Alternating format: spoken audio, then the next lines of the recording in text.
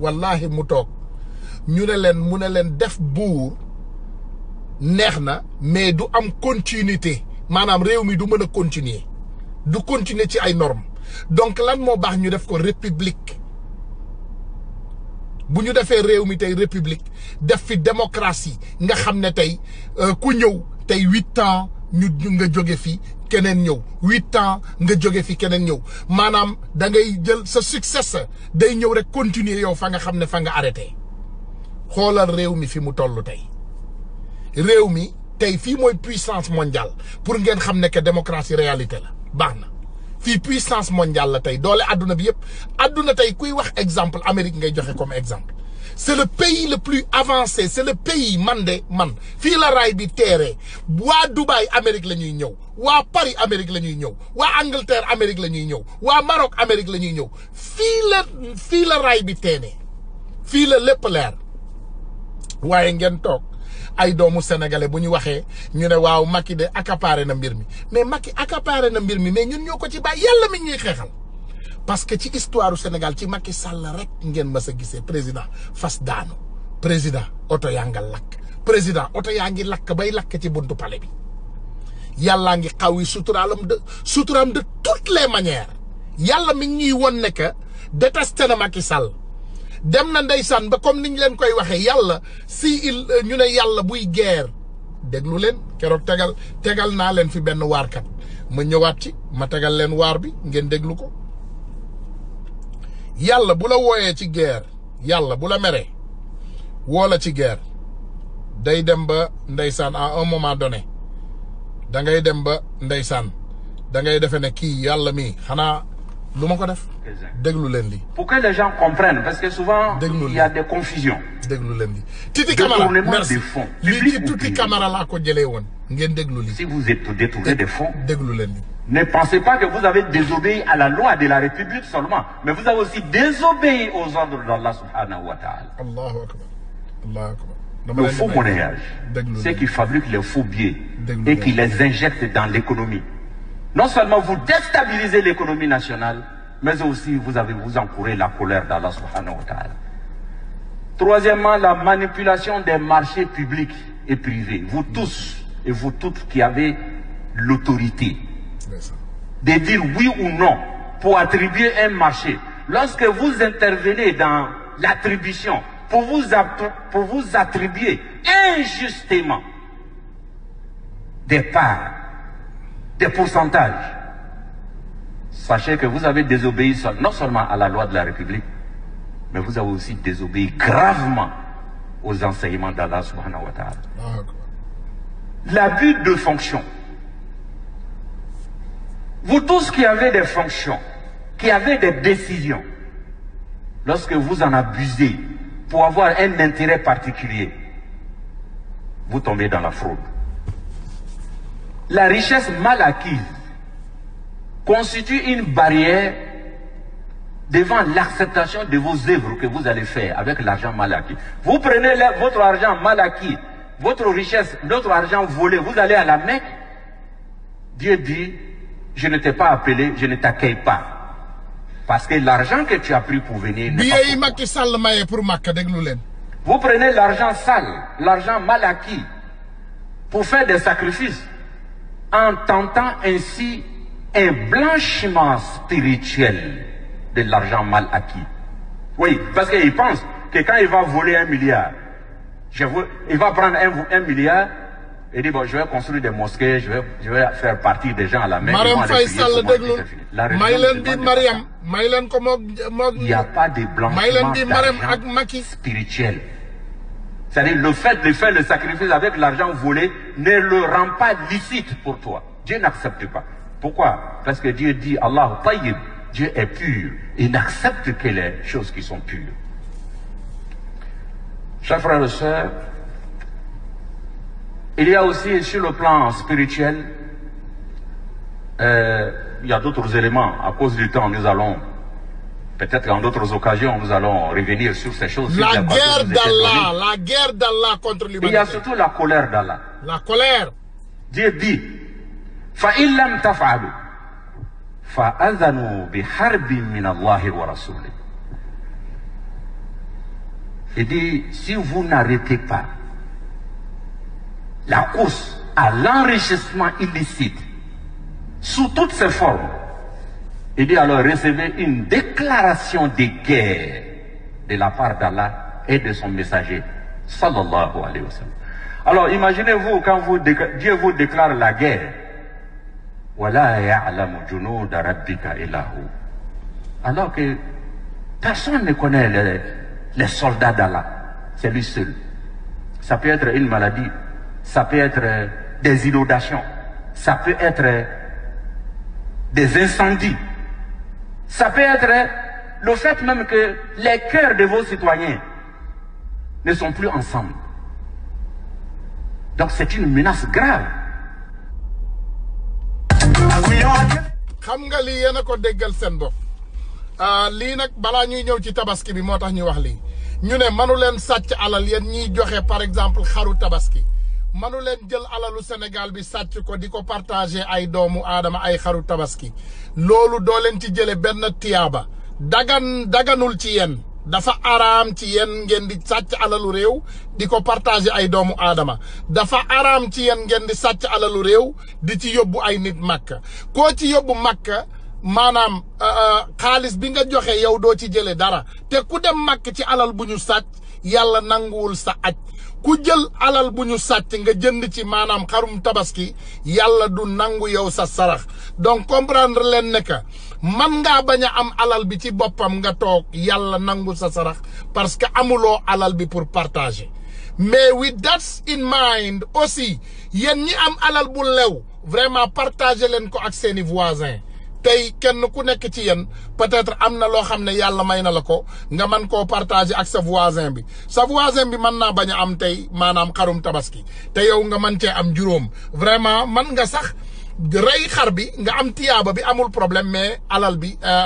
yàpp xar boobu partager ko ak sa voisin bi newuñu la nga rey xar yi yow ci sa bopp nga jël lépp nga lekkal ko sa bopp kanta nag sarax bi gën ci sarax yi mooy sarax bi ngay sarax sa njaboot newuñu la sob tey amuloo loo lekk sa biir kër nga jël yow li nga am sa biir kër xañ ko sa waa kër jël ko saraxee ko sa pour wut ci ay tur wala pour wut ci ay siiwaay voilà donc ma dugalaale déjà yaay astu balaa may sori ak Ousmane Dramé voilà Ousmane daa la dugal suñu sœur bi yaay astu su ma ci paree ma jël Ousmane Dramé suñu frère bi voilà donc yaay astu laay dugal bu ma paree rek incha allah ma frère bi Ousmane. asalaamaaleykum. waaw yaa astu nuyu naa la yaay astu nuyu nañ la. waaw maa ngi leen di fay di kontaan ci sa live bi nga indi tey. voilà parce que Sénégal y a beaucoup de choses à dire. voilà. premièrement li may jëkk a wax ci la première dame. Marème Faye Sall. may wax ni Marème Faye Sall. sénégalais yi may loo leen machine u dialyse. dëgg la. machine u dialyse benn machine 15 millions de francs CFA lay jar. sénégalais yi may fexewuloo poñe sa jëkkër wala yow ci sa bopp ci sa fondation nga jox radiothérapie buy détecter cancer wala kullu luy jàngoro boo xamee ni mi ngi jeexal askan wi. dialyse nag moom li muy def sénégalais yi bu dee ci États-Unis benn citoyen bu am dialyse bu war a def dialyse 3 fois la koy def par semaine 3 fois te doo fay dara. moo tax damay dellu siwaat ci li nga wax ni dëkk bu développé ngi nii dëkk bu bëgg askanam a ngi nii dëkk boo xamee ni day jël alalam def ko ci biir askan wi ñu ciy gis seen bopp bàyyiwuñu tali bàyyiwuñu fil de force courant yi bàyyiwuñu les hôpitaux bàyyiwuñu l'éducation bàyyiwuñu l'agriculture bàyyiwuñu dara ba ci les animaux kon ku dëkk ci dëkk bi suba soo xëyee di xool Sénégal sa xol day dakk mu neex la nga wax ko ak nga bañ ko wax yaa ngi bëgg a dee feebar bi la jàpp ba tax ngay wax xam naa ko parce que feebar boobu jàpp na ma keneen ak keneen ku ko wax ak ku ko waxul ma dellu si waat ni yow Marème Faye Sall suñuy milliards yow balaa ngay kontaan tey jii ndooy bante naan malade bi ketal nañ ko ak yaa ko faj wala dañ ko war a jox bañ nga ba am secrétaire boo xam ne sekk la sant secrétaire boobu nga xam ne sekk la sant tey jii day dogale malade yi door leen marto lekk seen xaalis lekk xaalis bi nga leen di jox yow Marème Faye pour ñu jox ko malade bi ñoom ñooy nekk ci diggante bi intercepté am naa ci preuve am naa ci benn preuve benn femme boo xam ne ni doom ji 12 ans la am handicapé. am feebar. xale bi.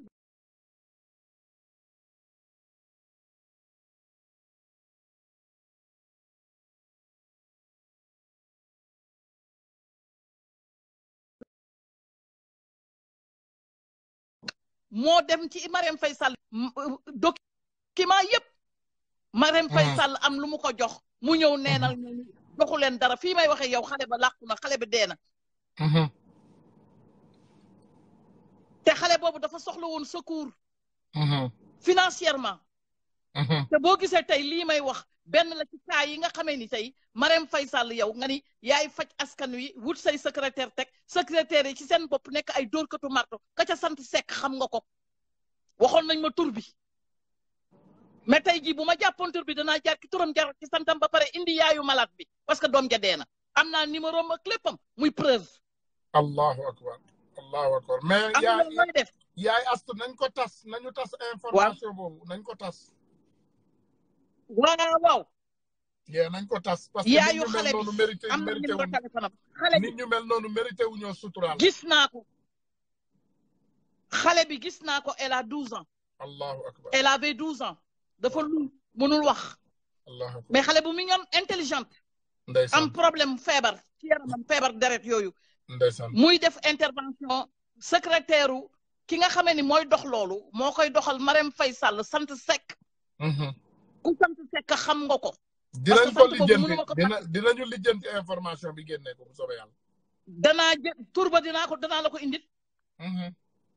danaa la ko indil. xolal moo jël document xale bi yëpp document parce que document docteur yi ak preuve yi. fokk waa ji jot ko bu ko jotee moom moo koy yóbbul Marème Faye Sall.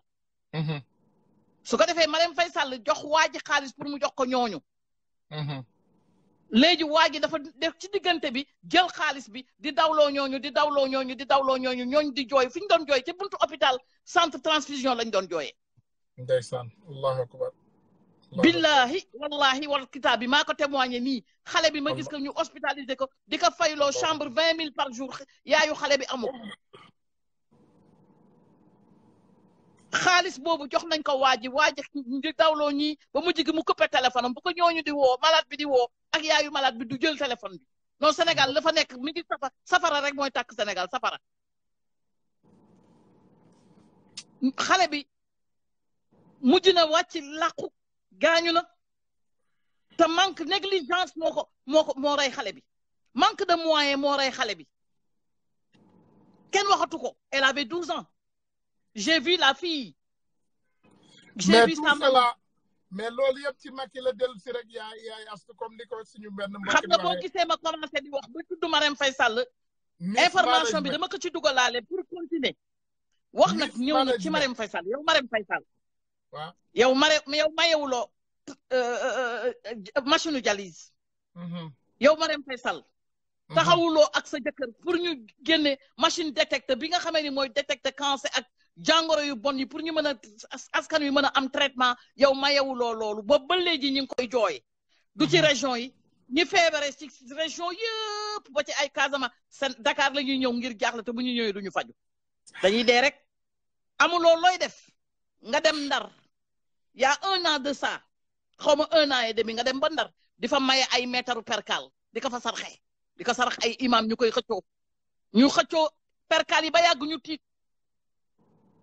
nga wëlbati kooti dem ba Kër Massar amuloo loo fay joxe lu dul ay cercueil ku dee ak lu jëm ca morgue ba waaye yow loo naral askan wi Marème Faye ñu ni dégg naa waaye dégg naa les soi-disant l'état illégitime dañoo jël vacances tey bu dee yëgu leen ko ngeen yëg ko tey jël nañu vacances gouvernement Macky Sall jël na vacances waaye yéen ñoom lan la ñuy liggéey bay jël vacances. wax dëgg yàlla jar naa laaj.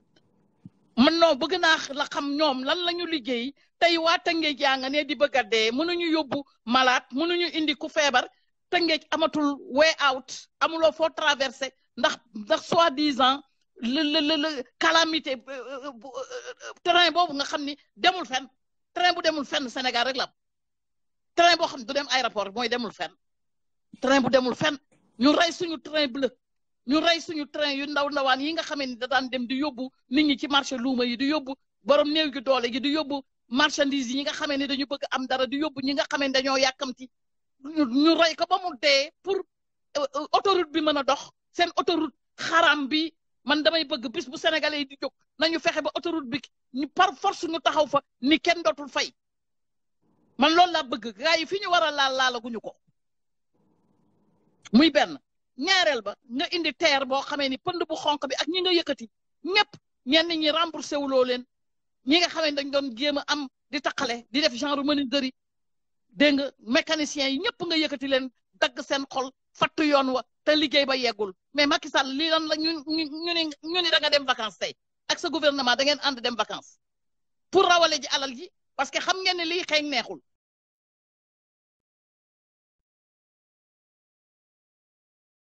Sénélec dañ leen a jox xaalis mbaadu puis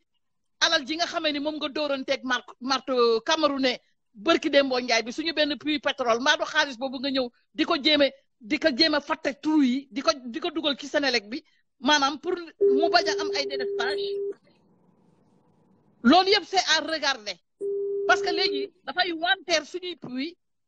pour mën a fàtt problème mu xaalis bi nga xamee ni moom la kees gi am keesu Sénégal dafa am problème mu xaalis parce que ñoom dañoo rawale xaalis bi ñi ngi jël xaalis bi yàqate ko mel ni ay raa mel ni ay janaxu suuf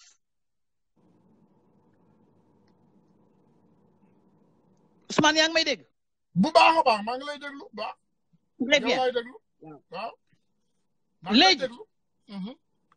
li ma déggaat muy nouvelle bu ma neex te damaa bëgg ñëpp jublu ci. étudiants yi laa dégg ni dañoo bëgg a jël xeexu Guy Marius bi.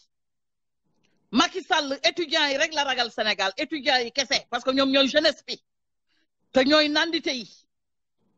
dégg naa ñoom ñoo bëgg a jël xeexu Guy Marius bi ma leen di encourager les étudiants fu étudiant nekk te du xeex bi du nekk Guy Marius nañ ko jaxaseeg suñu pétrole bi nañu ko jaxaseeg 400 000 bi nañ ko jaxaseeg gisuloo t-shirt bi ma sol tey gisuloo t-shirt bi waaw gis naa ko léegi yii laa defar lii laay doxantoo léegi de léegi très bien sol ay yére encouragé jël leen xeex bi en mai te affaire bi rapport de force la Macky Sall gëm Macky Sall gëmul marche ba ngeen commencé Sénégal ba ngeen commencé di marche ba tey seen marche musul génne benn détenu en prison te muy dëgg lu waay di def ren bu déwoon gisuloo ci soppeeku doo changé façon vraiment doo changé doxal waaye Ousmane da ngaa mës a gis marche bu génne détenu bu ñu tëj prison ah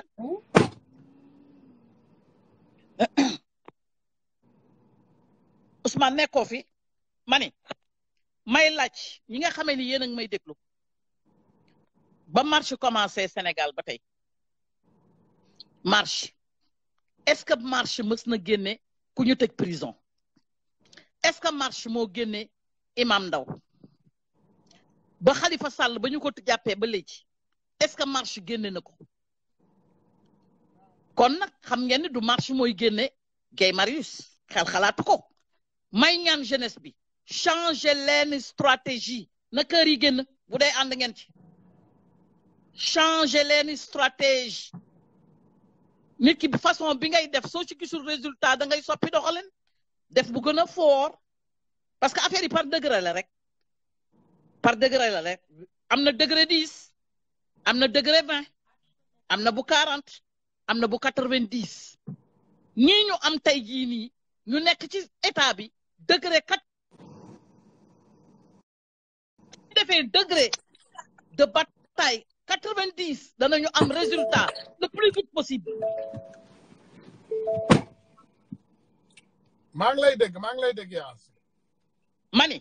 waaw amul benn dama dellu si waat mani amul benn marche boo xamee ni mës naa génne détenu ku ñu tëj prison amul benn marche bu génne Imam Ndaw amul benn marche bu génne Khalifa Sall te dama bëgg sénégalais yi xam ne du marche mooy génne Guy Marius Sagna léegi nag maa ngi lay dégg baax marche xeex par degré la am na degré 10 am na degré 20 am na bu 40 am na bu 90 léegi nag bu 90 bi boobu moom moo ñuy may jàmm te mooy nekk lu nga xamee ni moom moo fiy jëlee gaa yi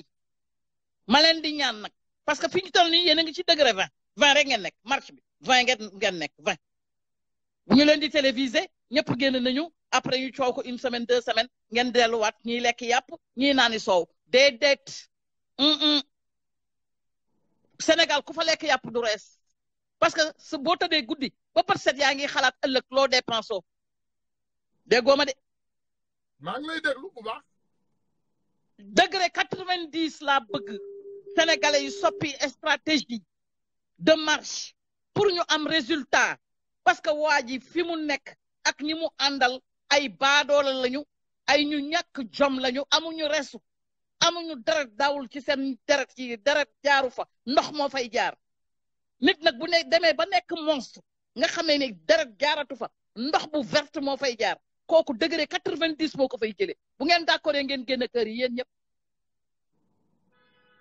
bu ngeen d'accord degré 90 moo fiy jëlee gars yi te xolal étudiants yi ñoom laa jiital maa ngi leen di encourager jóg leen juste après la tabaski ngeen jóg leen changer stratégie before too late balaa muy trop tard parce que waa jaa ngi yàq rek di dem mi ngi signé rek mi ngi profito fi mu nekk day profito parce que tubaab yi ñoo naan ko ñoom xam nañ ni sénégalais yi dinañ ñuy jóg tubaab yi xam nañ ko de donc ñoom ñëpp ñu ngi taxaw kenn ku ne yore sa document ak sa bic pour mu signer la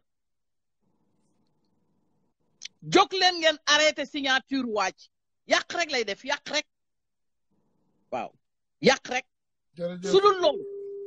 xam naa ni di ngeen jóg de man xam naa ne leer na ma ni sénégalais yi dinañ jóg man loolu daf ma wóor mais dama ragal ngeen yéex a jóg man fekk yàq na lu bari loolu laa ragal mais jóg moom xolal il faut que mu am ñi mën a analyser ñëpp xam nañ ko commencé ci man analyse rek lay def te du may nax man xam naa ni jóg dina am mais fa ngeen di jógee bu ngeen tardé di ngeen fekk mu yàq lu bare donc jóg leen nu mu gën a gaawee te jàpp Guy Marius bi mooy yoon bi nga xamee ni moo ubbi buntu bi pour ñëpp mën a jóg te même xolal soxlawul sax àddina yëpp di jóg mais na yëf yi saf rek na yëf yi sap na egg 90 degrés à part ça loolu daal laa amoon li ma leen di wax di daaneel. di kontaan ci live. vraiment merci sister sa liggéey rafet na comme toujours ñu ngi lay remercier bu baax a baax di la ne bonne fête de tabaski nag ñu ngi lay ñaanal merci à vous ñaanal ko sa waa kër parce que yow combattante nga. oui ma benn affaire rek laa ci dolliwaat daaneel complètement ma ne. waaw. corps gendarme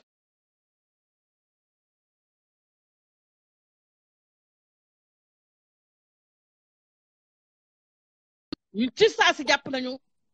ñaata nit la ñuy rey Sénégal te kenn du leen lijjanti ku leen rey muy benn. ñaata nit la ñuy violer Sénégal te kenn lijjantiwu ko. ñaata nit la ñu sàcc seen doom ba barki Dembo Jaay am na xale bu ñuy wër Touba xale bu ndaw baayam ak ndeyam ku sant Mbàkke dañ koo sàcc te kenn génnewul seen sàcc. donc may wax ni police gendarmerie il faut que ngeen normal ak askan wi il faut que ngeen loyal il faut que ngeen dindi seen attitude bi ngeen am parce que da ngeen am benn attitude boo xamee ni askan wi ñooy seen noon balaa nga koy wedd nga ñëw police di wut benn document dañ lay maltraité dañ lay mal recevoir lañ lay def koy set taxawal fee kii mu à la fin yow ci sa bopp tu te sens da ngay mel ni criminel nga yow ci sa bopp yow mi ñëw di li da nga naan fii du sama place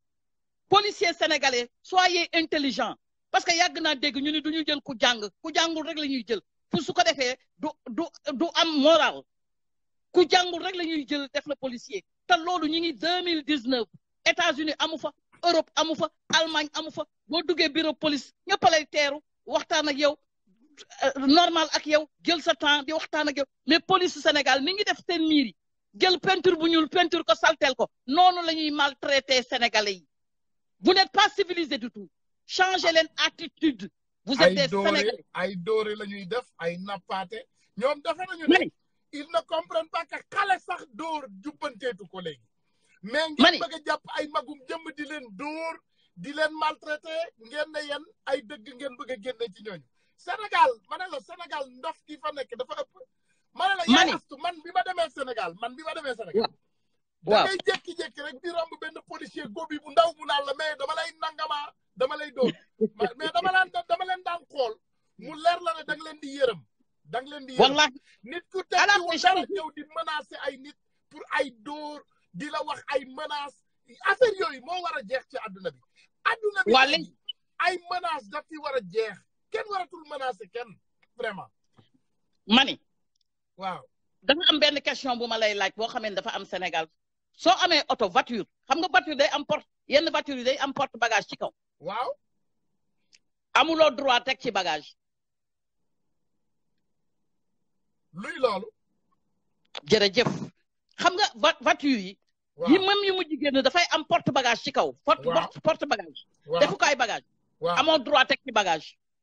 amatul Sénégal droit teg ci bagage déedéet Sénégal alkaati boo romb mu lekk ci yow 3000 am na nuñ koy woowee wax bu con xaw ma noonu xaw ma lan de xaw ma lan am na nuñ koy woowee daal noo xam ni angle bi alkaati dina la téye beneen angle parce que da nga fa porte bagage da nga koy def bagage amoo ci droit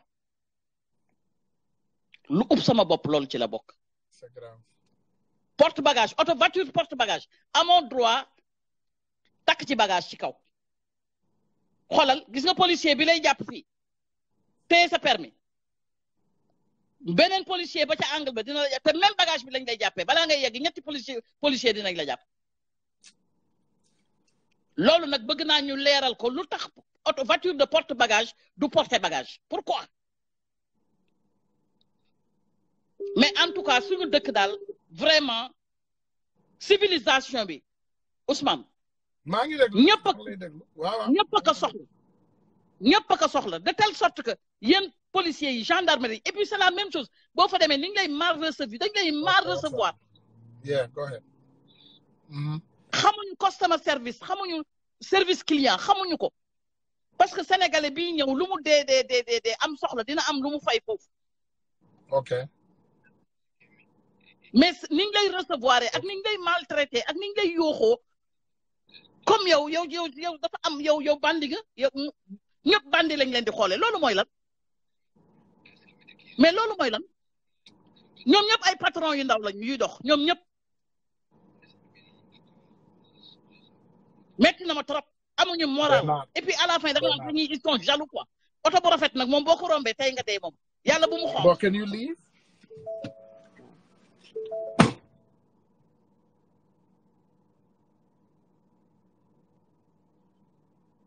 non Sénégal li fa nekk kenn mënu koo wax en tout cas daal étudiants yi man maa ngi leen di encourager jeunesse bi maa ngi leen di encourager parce que bu leen xaal kenn xeex bi yéen a koy xeexal seen bopp ndax mag ñi moom mag lañu moom waaw romb nañu seen wàll ba pare mais xale yi jeunesse bi jóg leen ku mën a live nga live ku mën a wax nga wax ku mën a xeex nga xeex te nit ki xeex bi ngay xeex ren ba déwén te gisuloo ci résultat soppil doxalin Marème Faye Sall bàyyil suñu cercueil yi ngay ñuy jox bàyyil morgue bi ngay dem di fa joxe bagage bàyyil percal yi ngay joxe bàyyil matelas yi ngay joxe saraxu matelas la ku leen ko sarax bu leen ko jël boo ci tëddee boo feebaree doo jóg de lu bon rek laa gis suñu dëkk bi ñu du ko def suñu doom yëpp réer nañ